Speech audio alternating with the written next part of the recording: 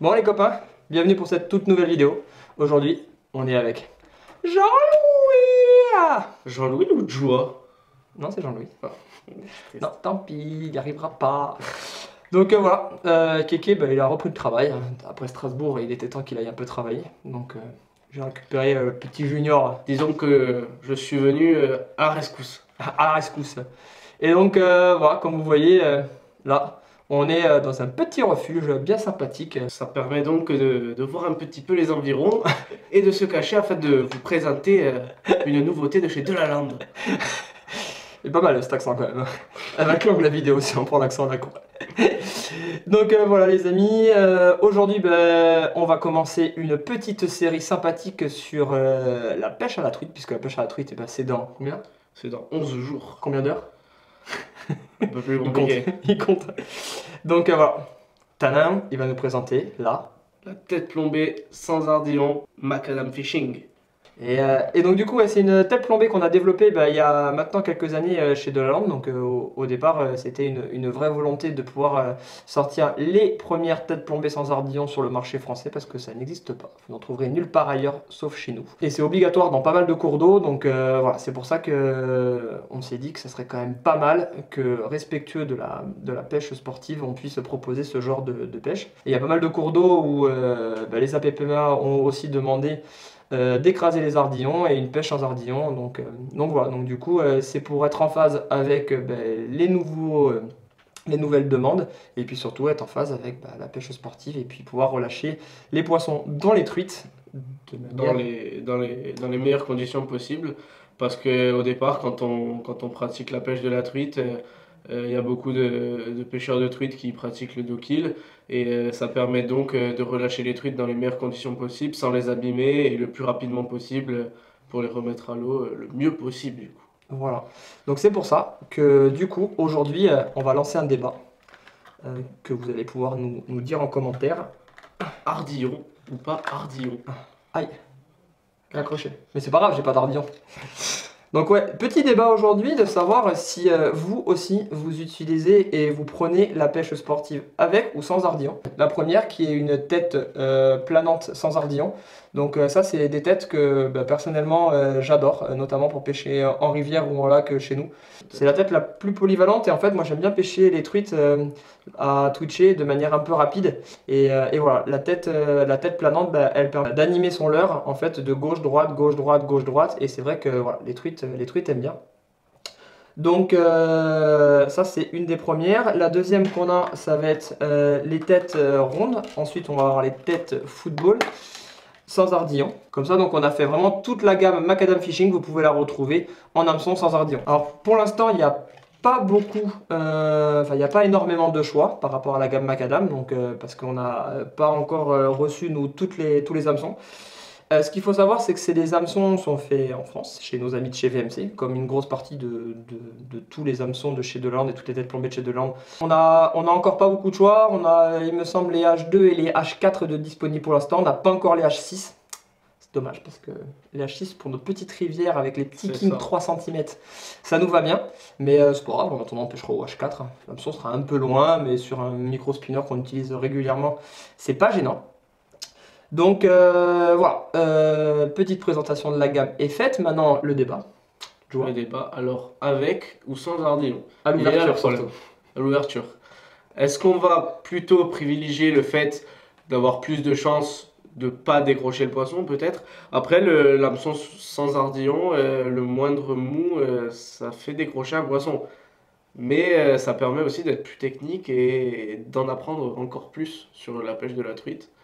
Donc il est là le débat. Le petit débat. Et c'est vrai que quand on va, ça fait quelques mois qu'on n'a pas pêché, ça fait quelques mois encore plus qu'on n'a pas été pêcher la truite. On sait que la truite, ça saute un peu dans tous les sens.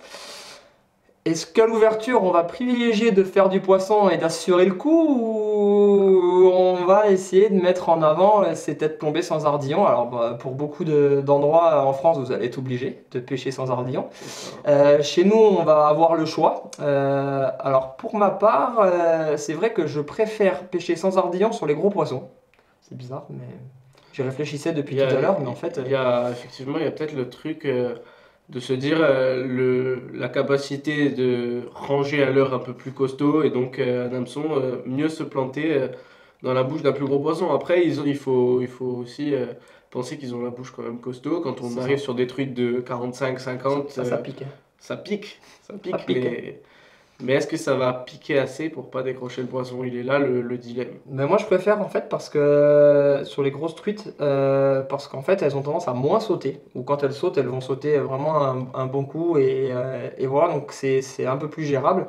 C'est vrai qu'en rivière, sur les petites truites qui vont sauter, parce que nous on les pêche C'est pas il va y faux ça. avoir 20, 30, allez, quand il y a 1 mètre d'eau, on est content chez nous dans les petites rivières. Et c'est vrai que bah, dès que la truite elle prend le leurre, donc déjà c'est sur des mini cours d'eau, donc des toutes petites zones, donc elles vont taper déjà super court.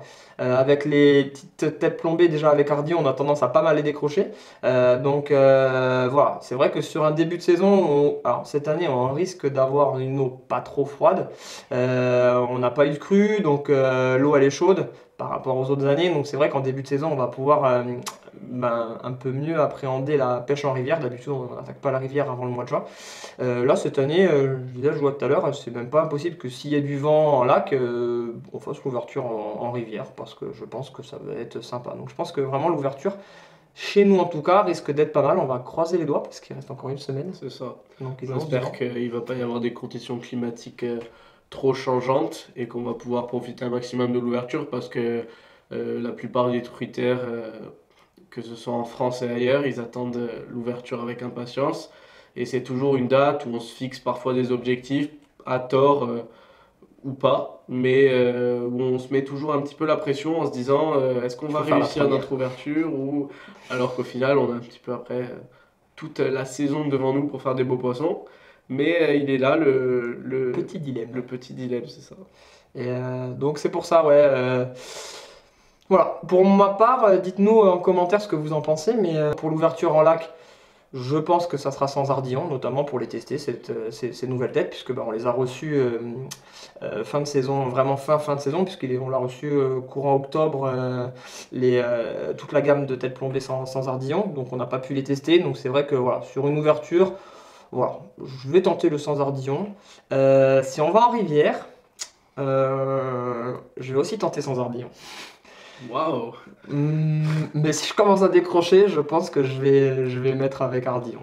Non, moi je pense que je vais commencer avec Ardillon quand même pour voir.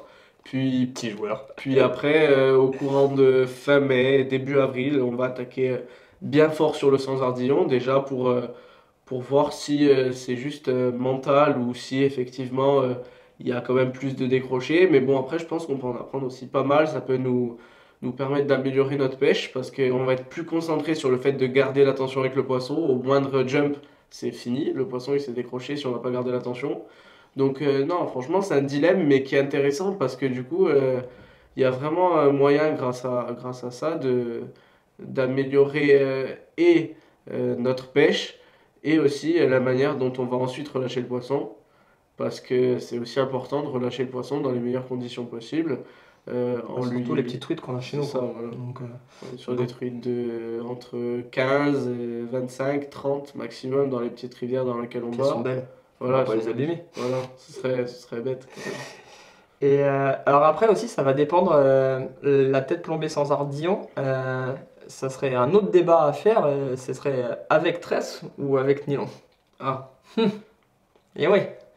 pour ma part, l'année dernière, j'ai pêché en nylon tout le long de la saison.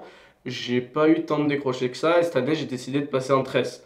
Alors déjà, voir là s'il y a des différences au niveau du décrochage de poissons. Est-ce que je vais en décrocher moins ou plus? Bon, l'année dernière, pas des masses, sincèrement. Après, le nylon, je pense que ça apporte aussi pas mal de discrétion.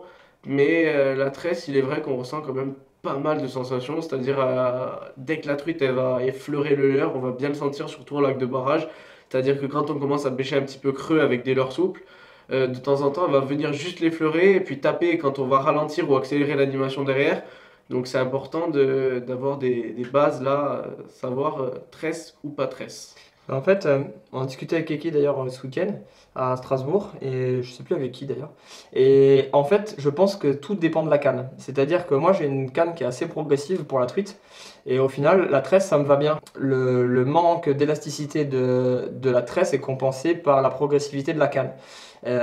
Donc ça me va bien parce que je pêche beaucoup au leurre souple et j'ai pas beaucoup d'animation à faire. Par contre, si on pêche au PN, notamment, on va avoir une canne à utiliser qui sera plutôt fast et progressive, ça va, ça va courber jusqu'au porte-moulinet et fast, c'est juste sur le bout du sion. Et donc voilà, donc quand on a une fast, bah, l'avantage c'est que pour faire animer les poissons nageurs, bah, c'est vraiment top et c'est vrai que bah, du coup on peut compenser avec un nylon. Moi j'ai essayé le nylon sur une canne progressive, franchement j'aime pas. Mais voilà, le choix, il dépend aussi de ça. Donc c'est vrai que quand vous décidez de pêcher bah, avec ardillon, grosso modo, quand le poisson il est piqué, vous avez moins de chances de le décrocher. C'est ça. C'est vrai que là, avec ces têtes plombées sans ardillon, ça va être génial, comme on l'a dit, pour pouvoir préserver le poisson, pour pouvoir être vraiment sportif, avoir une super éthique. Veillez à bien aussi choisir ben, votre tresse ou votre nylon et votre canne. Voilà, donc je pense que c'est vraiment un combo. Mais voilà, c'est vrai qu'à terme, si on peut tous pêcher sans ardillon, bah, ça va dans la suite de la C'est pêche ça. responsable et la pêche au no-kill. Et voilà, parce que bah, on est tous à te dire, ouais, t'as mal présenté le poisson, il est par terre, etc. Ouais, enfin, tu viens de lui arracher la bouche avec un ardillon. C'est ça. Et donc, voilà, c'est vrai que si on veut rester cohérent surtout, voilà, il faut passer sur cette petite tête plombée sans ardillon. Sachant qu'elles ont été développées pour être sans ardillon, donc voilà, elles sont optimisées pour éviter tous les décrochés. C'est pas juste une tête plombée où chez VMC ils ont tordu l'hameçon et ils vous le vendent comme ça. Non, si vous regardez, il n'y a vraiment pas d'ardillon, donc c'est-à-dire que c'est une découpe en moins au niveau de la fabrication et l'hameçon est optimisé pour éviter bien entendu les décrochés pour pouvoir pêcher sans ardillon. Voilà les amis, ben, c'était une petite vidéo un peu courte, mais c'est la première d'une C'est série ça. que vous allez avoir jusqu'à l'ouverture où on va vous présenter les leurres qu'on va utiliser, éventuellement on va rentrer un peu plus dans les détails des cannes qu'on va utiliser, les secteurs qu'on va pêcher, pourquoi on risque d'aller en lac, pourquoi on risque d'aller en rivière, donc tout ça on le saura ben, en fonction de l'évolution de la météo, parce que pour l'instant on ne sait pas où on va faire l'ouverture. Bon. C'est ça. Ça va dépendre, donc, comme on vous l'a dit, des conditions météo qui peuvent changer d'un jour à l'autre. On est sur un climat méditerranéen. On sait que du jour au lendemain, il peut y avoir une crue, on l'espère pas. Mais tout peut arriver, donc il va falloir s'adapter à notre environnement et à tout ce qui concerne. C'est ça. Mais il y a de grandes chances qu'on le fasse en lac parce qu'il risque d'y avoir des animations et tout. Mais ça, on vous en dira un peu plus quand ça sera validé. Mais voilà, donc du coup, au moins, au moins 4 vidéos avant le 9 mars. Ça, c'est sûr. Joël est en vacances cette semaine, donc il est là jusqu'à vendredi. Et puis Kéké en vacances la semaine prochaine ou la semaine d'après, la semaine d'ouverture. Donc voilà, on va avoir de quoi faire, on va avoir de quoi vous présenter. Notamment C'est clair. le chabot curly et le chabot shad, la différence entre les deux, le pourquoi on l'utilisera pour la C'est truite ça. et dans telles conditions.